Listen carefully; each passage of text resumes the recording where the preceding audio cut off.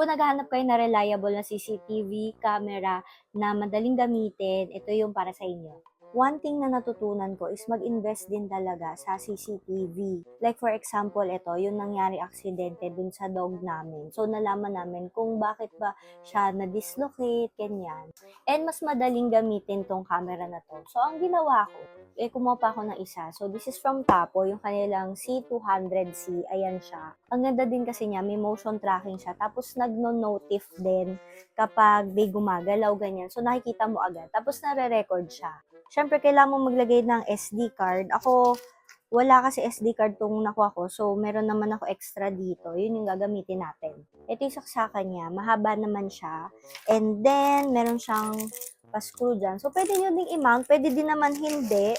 And ganito yung itsura niya. Sobrang tibay nito kasi ang tagal na rin nung isa naming tapo eh. Ipapatong nyo lang to sa mga tables nyo. Tapos, stable na siya. Para malagyan nyo na SD card, dito nyo siya lalagyan. Iaangat nyo lang tong ulo niya. And then, ayun, lagayan niya. Tapos, may reset button dyan. Bakit iba yung ilaw dito? Dito naman red naman siya. Dito purple, pero sa totoong buhay pula. Ba't iba? Meron na akong app dyan, so dadagdag lang natin siya. Pwede kayong mag-download. Ayan siya, Tapo. And then, hanapin mo lang yung model. Ito sa atin, 200C. But already red and green.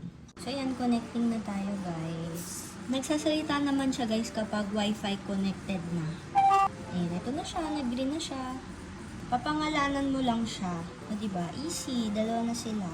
And ito na siya, guys. Pwede mo i-playback yung mga nakita niya na mga movements. Ayan, tulad niyan.